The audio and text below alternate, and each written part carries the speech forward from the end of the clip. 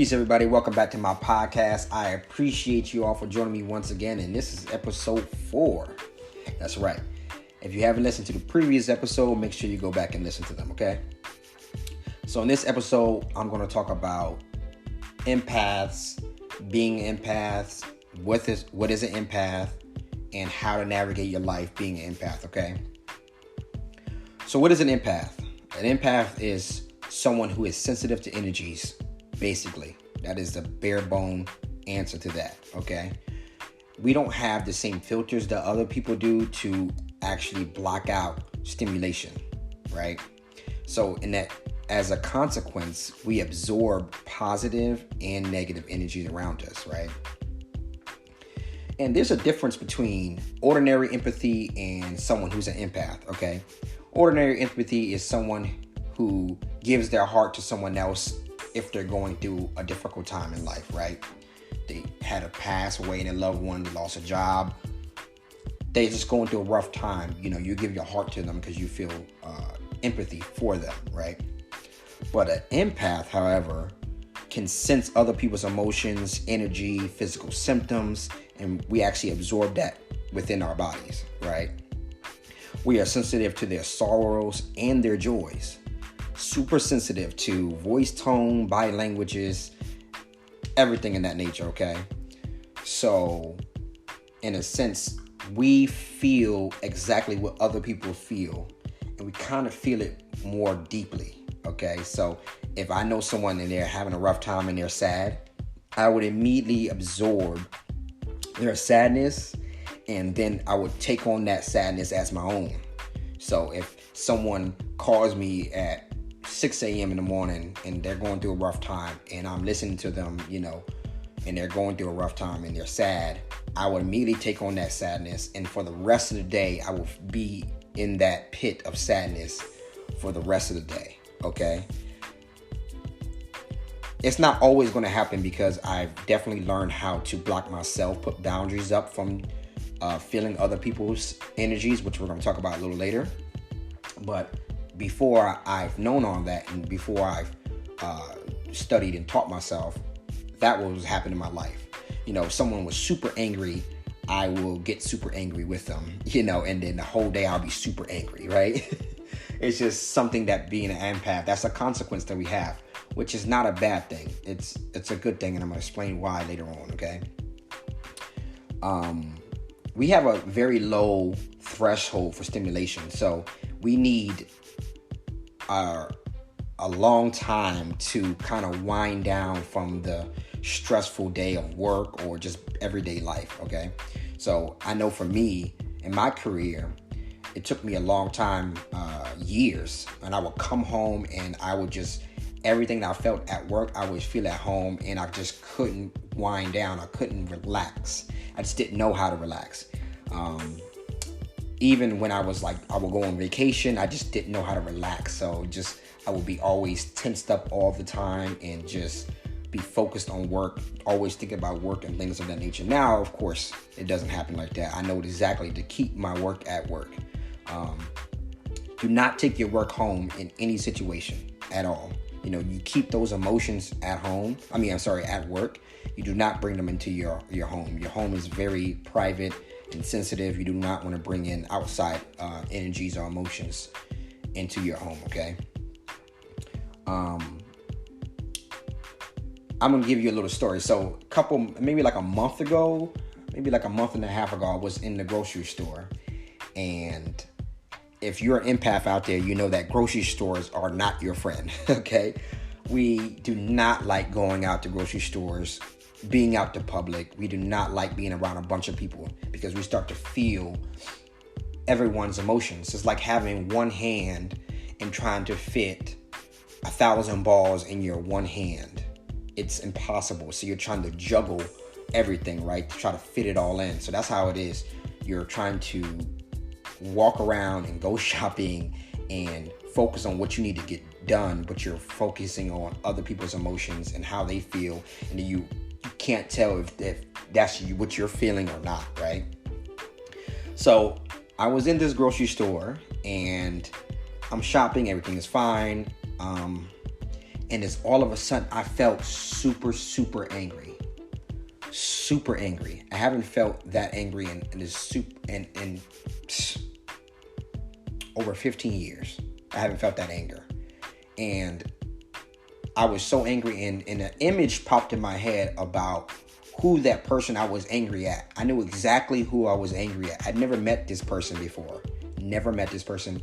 I knew exactly what it looks like. It was a guy. I knew exactly what he looks like and everything.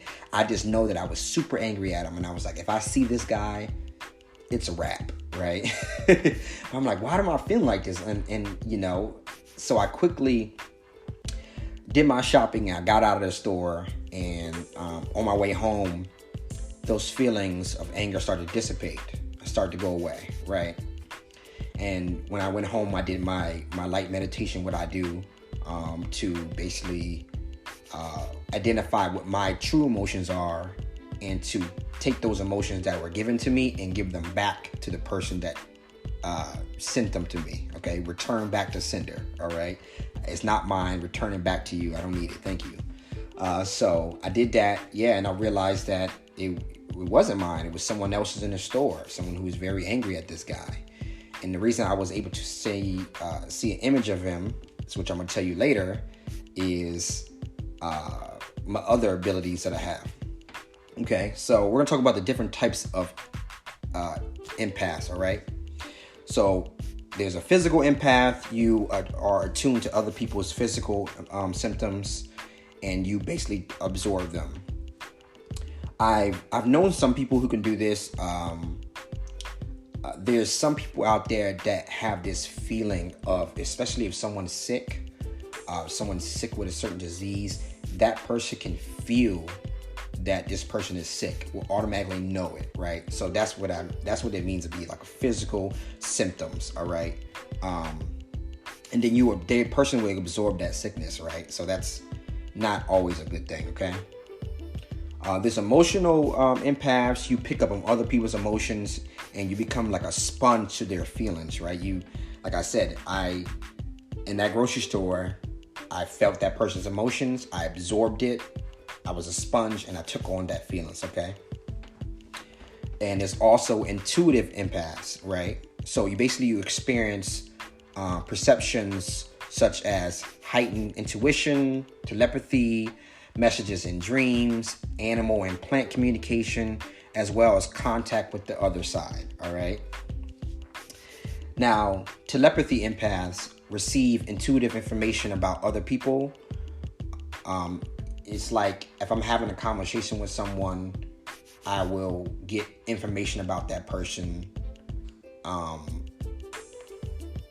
Me not knowing the information before, I will automatically get it, right? Or if they were thinking something, I will already know exactly what they're thinking. If they're going to ask a question, I'm going to always already know that question and answer the question before they can ask the question, right? So that's more like a telepathic empath. Precognition empaths, all right? And precognition empaths have premonitions about the future while they're awake or dreaming, okay? So some people will say they're psychics, they just know about their future, but they're just empaths, right? They would just know things that other people don't know. Things that's coming up, a year from now, 2 years, 5 seconds, 10 years, about their life, other people's life, about the world. They just know things. A lot of people are like this. A lot of people actually ignore this gift that they have because they don't know that it's real. They will have a dream about someone they know, and they don't know when it's going to happen. They just know that it's going to happen, and then they will ignore it, and then it will happen, and they're like, oh my God, I knew I had a dream about this, or I knew this was going to happen. Like, wow, So you are a precognition empath if that happens to you, okay? There's dream empaths. You're an avid dreamer, and you will receive informations about people to help them with their lives, to guide them in their life, things of that nature, okay? You're a medium empath, and basically you just can access the spirit world and talk to spirits, okay? you're a plant empath, and you can feel the needs of plants and also connect with their essence. Okay, there's a lot of people out there who are like this, and they actually go into fields where they work with plants because they can tell the needs of plants. You go into their home, they have 10,000 plants in their home, or and then outside, right? They feel a real good connection with plants. Okay. An earth empath is someone who is attuned to the changes of our planet, our solar system, weather, everything, right? They just know things are going to happen. They just feel connection. Some people out there can feel that an earthquake is going to happen, days before it happens, or even hours before it happens. They can just feel it. They can feel that, they have a different feeling if it's going to rain, or if it's going to storm, or anything of that nature. They can feel that, right? And also an animal empath. Basically, you can communicate with animals and tune into their emotions as well. So let's just say, if you remember the movie Dr. Dolittle, right? He was an animal empath. He was able to communicate with them. He was able to feel their emotions, everything, right? He was an animal empath. I don't know what they labeled it in the movie, what he can do. But that's basically what he can do, right? That's exactly what he was, right? So I am 4 types of empaths, okay? I'm an emotional empath, which I stated before. I can absorb their emotions, and I would feel it, and I would take on their emotions throughout the day. And it took a while to be able to block out that type of emotions, or me feeling someone else's emotions and carrying that on throughout the day. Now, empathy is real. Like, I have empathy for sure, and I will feel empathy for somebody. But do I take on their emotions now? Absolutely not. I kind of just return it back to them, give them solutions or help them out, and have them confide in me, anything, right? I'm in telepathic empath, so I will know things about someone that they don't know, right? Just something about them that they might not know, or they don't want nobody else to know. I would just automatically know it in my mind. Or I'm talking to someone on the phone or in person or whatever, or even through social media. It doesn't matter, right? Because energy can travel anywhere, right? It doesn't matter. You could be in front of the person, you could be on the phone, you could be, talking to social media, anything. Energy can travel, right? So I'm able to get sparks of information about someone if I'm talking to them, or they're thinking of a question to ask me, and I will already know what they're going to ask, and I'm able to answer that question before they can ask that question, right? It's crazy. A dream empath. Now I'm going to tie in medium empath and dream empath for what I have, okay, with my abilities. Because like I said before, a dream empath is an avid dreamer, which I do every single day. I dream very, very heavily. And we're going to talk about my experience in the dream world in another episode, okay? Hopefully I can get a dream oracle on here to talk about that as well. But I would get information from some source that can relate to other people to help them out. Now, the reason why I say I want to tie in to that medium empath, because I would get information from someone else's ancestors or someone's spirit guides, okay? Information could be anything. Will be like, hey, can you make sure they reach out to me? Or, hey, can you make sure they do this? Or, hey, do that. Or tell them to do this, please. And I know, of course, it's their ancestors and spirit guides, because they actually tell me who they are, right? They tell me exactly who they are. So that's my gifts as being an empath, medium, dream, telepathic, and emotional, okay? Now, being an empath, being in a relationship is very, very, let's just say, difficult, right? An empath falls in love very, very easy. They will fall in love quick, easy, and they expect the other person to be as loving as they are, right? And you'll fall in love with somebody and you're like, I will do anything for this person. It doesn't matter what it is. They ask me, I'll do it. The empath will expect the same thing from other people, which is troublesome because not everybody is an empath, you know, and not everybody would understand.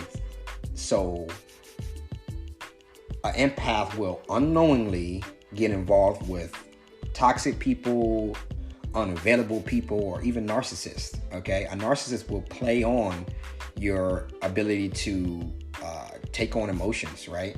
Narcissists will basically hide who they are, will play like they love you and stuff of that nature, you know, just to keep you there, just to keep you doing things for them, right?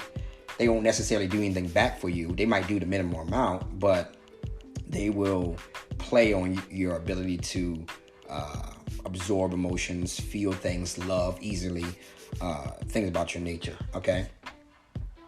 So that's why it's always important as an empath. Now, if you're an empath and everything I'm saying, you are resonating with this and you realize, you know, you're an empath, or if you don't know you're an empath, there's a lot of ways you can look up a lot of ways how to tell if you're an empath or not, okay? Going into any relationship, whether it's a partnership in business, relationship of like a partner in love, or just a measly sexual relationship, you know, whatever it is, as an empath, it is very, very important that you set what you need up front. You know, if you're going into a relationship, you need to tell the person like, hey, this is how I love. These are my love languages. This is how I love. I need this from you as well, right? And that person, if that person cannot accept that or can't offer that to you when you tell them that straight off jump, then it's not meant to be. Then it's easier for you to actually just walk away from that person, because over time it would not benefit you in any way, right? It would just go in failure. So there's no point of you even going through a situation like that, right? So tell them what you need up front. And this doesn't always have to be from empaths. Everybody should do this, right? But especially empaths should do this, right? If you are in a relationship with somebody, the other person should know exactly what you need. Like if you need your alone time, empaths, we need our alone time. Being alone is crucial. Having time a couple hours out of the day to spend by yourself to regroup and to collect your own emotions and to unwind and do a lot of things is crucial. And especially if you live with your partner and your partner can't accept that, then it's not meant to be, okay? The stress, the depression or joy or anything of that nature of your partner, especially if you live with them, that empath would absorb your emotions, okay? So if you're not an empath and you're dating or you're married or in any type of relationship with an empath, just know that every time you come to them with a problem, or you're happy or you're sad or whatever, that empath is absorbing your emotions deeply, right? Will probably absorb that emotion, and they will probably feel that emotion deeper than you feel them, right? It's like if you're happy, they will feel ecstatic. It would just like, oh yeah, this is great. If you're sad, they will feel it. It will just cripple that person. It will cripple that empath, okay? So if an empath is not aware that they're an empath and know how to separate their emotions with their partner's emotions, that can lead into a lot of trouble in the relationship, okay? Woo, that's a lot, okay? So always talk about what you need in a relationship going in. Do not skip the details, okay? That's anybody. Everybody should do that. Not just empaths, but especially empaths. Everyone needs to do that, okay? That is crucial, okay? And if you're an empath and you are talking to someone and they are going through something, as an empath, it's always a feeling that we get that we have to try to solve the problem for the person, right? We always have to find a solution for that person's problem. We always have something great to say or anything of that nature, right? You don't necessarily need to do that all the time. And people don't really respond to that. Some people I know kind of see that as a negative thing when they're talking to you about their problems and then you try to give them a solution. They cannot stand that. I know a lot of people who hate that, right? Excuse me. And as an empath, you should know that you need to only give help to people who ask, okay? If they don't ask you for help or solution, tell them, I believe in your ability to figure out what you're going through for yourself, right? And a lot of people will respect that. Some people might say, dang, that sounds really harsh. Like, it doesn't sound harsh, giving our reality, giving how we live our life and how we navigate through our life. That is not actually harsh. That's actually very it's very sensitive, and it's very good words to say to somebody, because not everyone is, like I said, not everyone is going to respond well to to you telling them how to fix their problem. They want to figure out for themselves. They don't want you to tell them. A lot of people like to go through their own emotions and figure out the root of it, or go through their problems and try to figure out solutions. If you give them a solution, they feel as though they didn't accomplish nothing. They haven't done anything, right?